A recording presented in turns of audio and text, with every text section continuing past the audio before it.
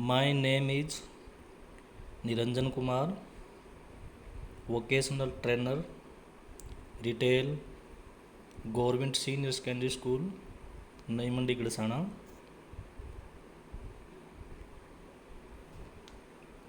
मैं आज आपको बताऊंगा रिटेल में मर्चेंडाइजिंग।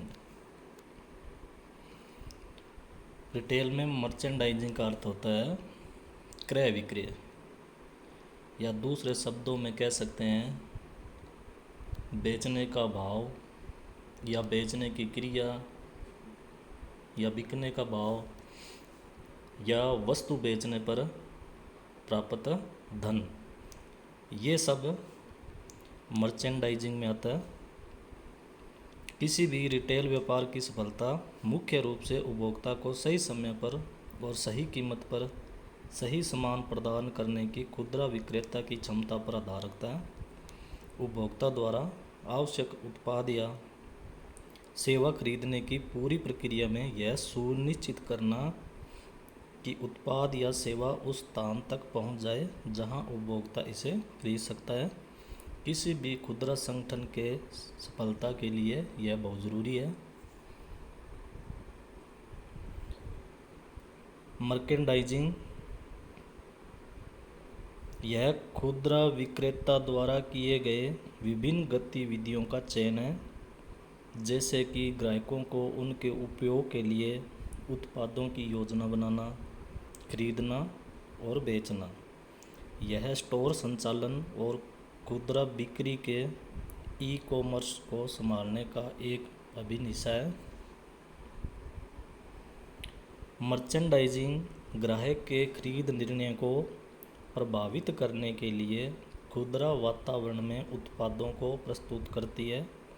अमेरिकी विज्ञापन विशेषज्ञ मॉरिस हाइट ने मर्केंडाइजिंग के महत्व को हाईलाइट करते हुए कहा, विज्ञापन लोगों को वस्तुओं की ओर ले जाता है, लेकिन मर्चेंडाइजिंग वस्तुओं को लोगों की ओर ले जाता है। मर्केंडाइज के मूल प्रकार, तो इसके 3 मूल प्रकार हैं। नंबर 1 पर है बेसिक मर्चेंडाइज। ये वे उत्पाद है जो उपभोक्ता साल भर नियमित रूप से खरीदते हैं। स्टोर को आमतौर पर इन उत्पादों की आवश्यकता होती है जो हर समय स्टॉक में रहती है। उत्पादों का उदाहरण जिसे बेसिक के रूप में वर्गीकृत किया जा सकता है वे हैं पुरुषों के स्वेट शर्ट, मोजे, रुमाल, स्टेशनरी आदि। इसके अलावा अनाज और खाने पीने की वस्तु भी इसी वर्ग में आती है।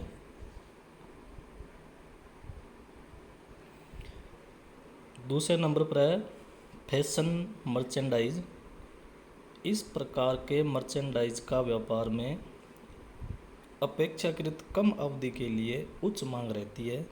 सही समय पर सही मात्रा में खरीदना इस श्रेणी के उत्पादों के लिए बहुत महत्वपूर्ण है, क्योंकि उत्पाद की मांग सीमित समय के लिए मौजूद रहती है। सीजन के अंत में या जब उत्पाद फैशन से बाहर हो जाता है तो अतिरिक्त खरीदारी के परिणाम स्वरूप भारी डिस्काउंट देना पड़ सकता है। ऐसे उत्पादों के उदाहरणों में जीन्स में विभिन्न प्रकार शामिल है जो एक समय के लिए फैशन में हो सकती है। कुर्ता में छोटी लंबाई का कुर्ता आदि। नंबर 3 पर है मौसमी मर्चेंडाइज। मौसमी मर्चेंडाइज वे उत्पाद है जो हर साल केवल एक विशेष समय या एक विशेष मौसम में मांग में रहता है। उदाहरण के लिए सजावटी दिया भारत में दिवाली के दौरान, या शादी के लिए सजावटी गहने और लहंगा, और बरसात के मौसम में छाता, और जाड़े के मौसम में गर्म कपड़ा। तो ये सब है जो मौसम के अनुसार और समय के अनुसार उत्पाद है जो क्रय और विक्रय होता है। मर्केंडाइजिंग प्रबंधन। मर्केंडाइज प्रबंधन को खुदरा व्यापार के संचालन के लिए व्यापार निवेश के विश्लेषण आयोजन, अधिग्रहण, प्रबंधन और नियंत्रण के रूप में जाना जा सकता है। मर्चेंडाइज प्रबंधन की प्रक्रिया में यह सुनिश्चित किया जाता है कि लक्षित ग्राहक की ज़रूरतों को पूरा करने के लिए सही उत्पाद सही कीमत पर खरीदा जाए और सही समय पर सही जगह पर उपलब्ध करवाया जाए। जैसे ही स्टोर में रखी मर्चेंडाइज बिक जाती है, नए स्टॉक को खरीदा जाता है और प्रदर्शित किया जाता है और बेचा जाता है। इसलिए अक्सर कहा जाता है कि खुदरा प्रबंधन के मूल में मर्चेंडाइजिंग है। जब तक खुदरा विक्रेताओं ने केवल 1 या 2 स्टोर खोले, तब तक मर्चेंडाइज खरीदने का काम, मूल्य निर्धारण का काम इत्यादि बहुत आसान था। जब खुदरा विक्रेताओं ने बहुत सारे नए स्टोर खोले और मर्चेंडाइजिंग की श्रेणी जोड़ने शुरू कर दिए, तब रिटेल स्टोर के लिए खरीदी करने वालों पर काम के बोझ में बहुत वृद्धि हुई। मर्केंडाइजिंग प्रक्रिया को प्रभावित करने वाले कारक। मर्केंडाइजिंग विभिन्न कारकों से प्रभावित होती है, जैसे कि खुदरा संगठन की संरचना, खुदरा संगठन का आकार और खरीदे जाने वाला माल। प्रत्येक खुदरा व्यापार में सबसे मौलिक गतिविधि में मर्चेंडाइज खरीदना और इसे अपने ग्राहकों को बेचना रहा है। एक स्टोर के मामले में मालिक या प्रबंधक खरीदारी कार्य खुद कर सकता है, लेकिन जब एक से अधिक या एक से ज़्यादा स्टोर होता है या एक ही स्टोर का व्यापार बहुत अधिक बढ़ जाता है, तो खरीदी करने के लिए एक अलग विभाग खोला जाता है और उसमें बहुत से लोग होते हैं जो खरीद का काम करते हैं।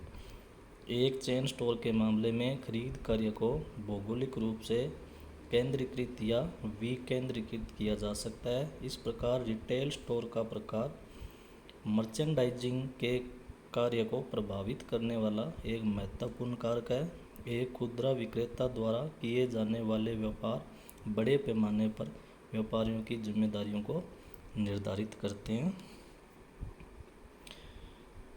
Thank you.